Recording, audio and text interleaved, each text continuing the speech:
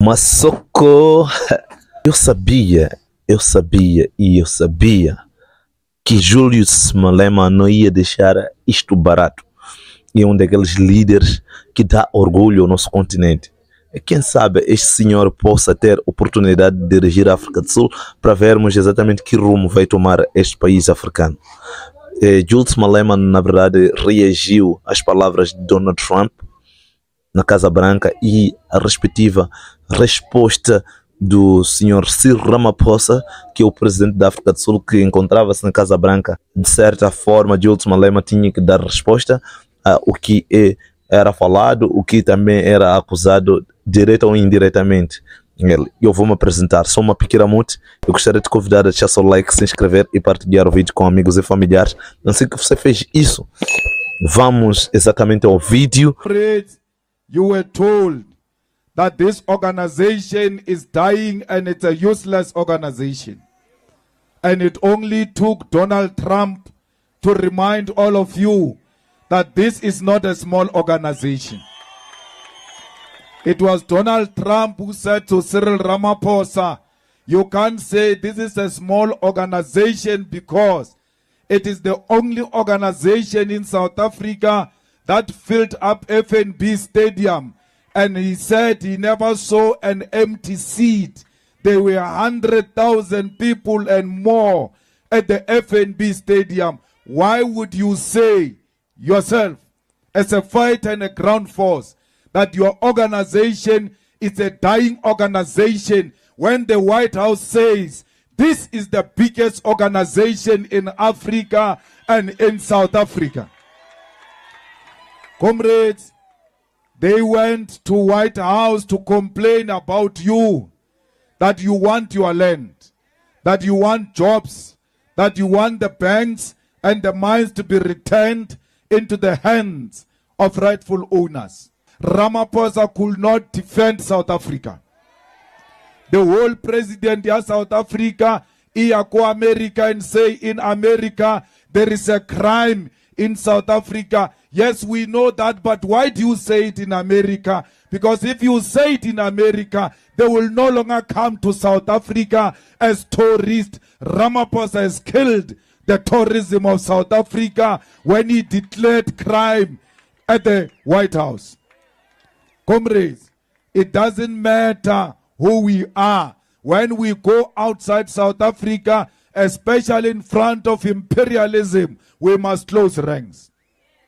That Rupert goes and speak bad about his DA in White House in an attempt to impress his masters.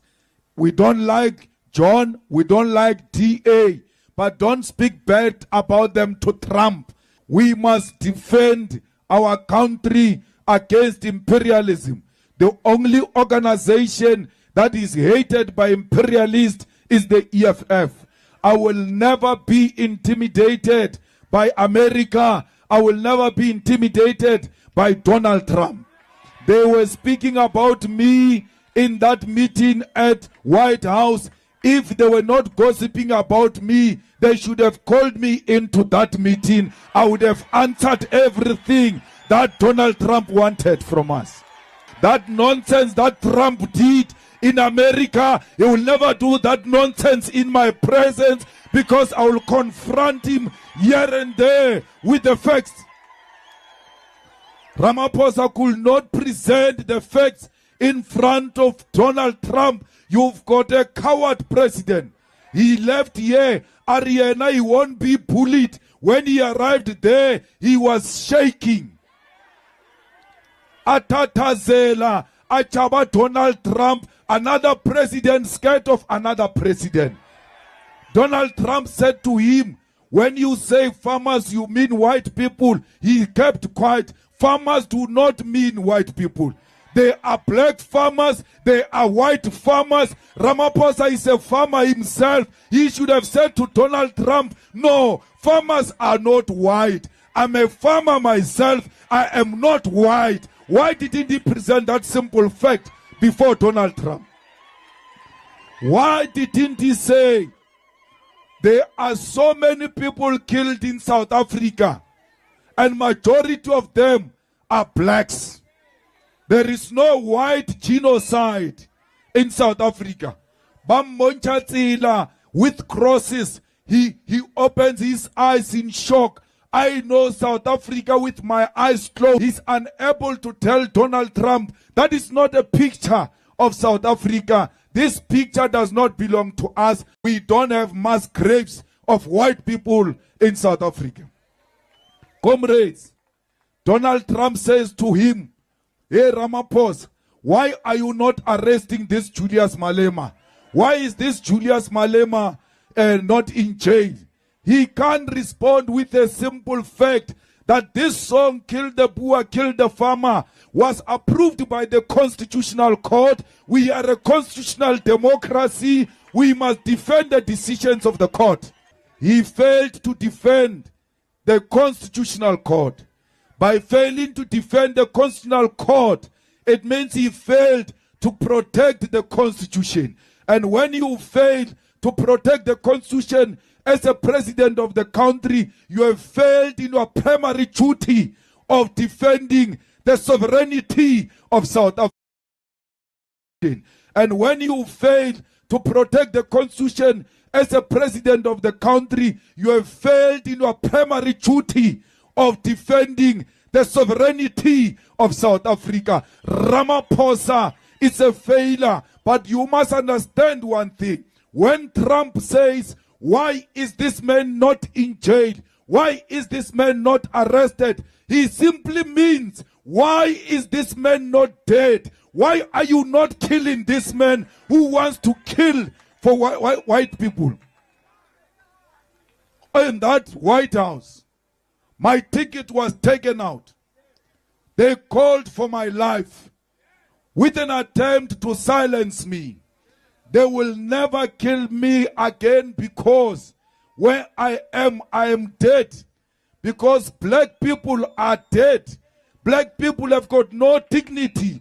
Black people have got no human rights. Black people cannot determine their own destination. They are waiting on the white supremacists to tell them which direction to take. What is this life we are living of being cowards? I'm not going to be silenced by threat of violence. I'm not going to be silenced by threat of death. When you say don't jail him, Ramaphosa should have said, in South Africa we don't jail people like that. There are courts in South Africa and the courts have said there is nothing wrong with this song. This is not my song. I did not compose this song. I found this song. The struggle heroes composed this song. All I'm doing is to defend the legacy of our struggle. This is a heritage of our struggle. This is the song that was sung by Peter Mokaba in the presence of Chris Hani, in the presence of Winnie Mandela. And therefore, I will never stop singing a song that Winnie Mandela sang before she died. That will be a betrayal to the struggle of our people. Comrades, when they say stop singing, kill the Boer, kill the farmer, they are going to say to you, stop demanding the land. Because you are offending white people, don't talk about the land. When you stop the land, they say black people must go back to Bantu education. There must be African schools. When you say no, they say no, that is not allowed. Today, a tender is given in White House without advertisement, where Rupert stands up and says, why is Elon Musk, Starlink, not given an opportunity in South Africa? Elon Musk's business cannot come to South Africa if it's not compliant with 30% BEE. What he did, Ramaphosa, after they asked him that, the following day, they issue out that they want to relax the BEE deals so that this Starlink can come into South Africa. There is no such a law in South Africa. That Starlink will not come into South Africa if it's not compliant with the BEE. We are not saying 30% must go to one individual. That 30% must go to black people, as many as possible, because we want to benefit from our own economy. Comrades, we must never be dictated to by business. I long told you, South Africa, that we are captured by Ruperts, that our country is run by Ruperts. How can a minister of international relations sit in a meeting? Oh, Nata Malema. Marano is a good boy. Is a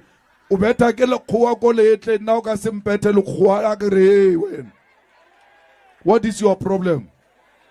The whole Minister of International Relations goes and sits in a meeting that deals with international issues outside the country and never uttered a word.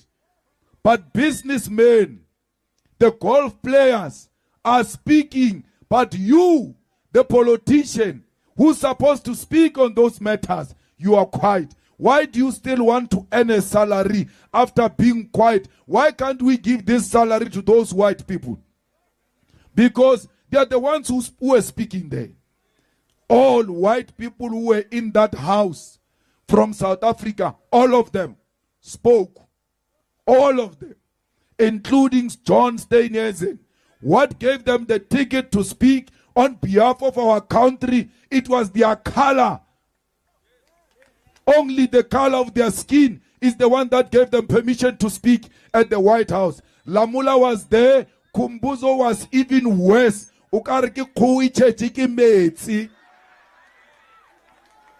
So why should we allow that? Agora que você assistiu o vídeo completo, diga-nos aqui nos comentários o que você achou do discurso do Julius Malema. É um dos senhores mais lúcidos que eu conheço neste continente. Tínhamos que ter tantos Julius Malema. Aliás, já temos um Ibrahim Traoré, mas podíamos ter muitos mais Julius Malema, líderes verticais, líderes que sabem se posicionar e tomar conta exatamente do recado. Muito obrigado por nos acompanhar. Nós temos um encontro marcado para o nosso próximo vídeo.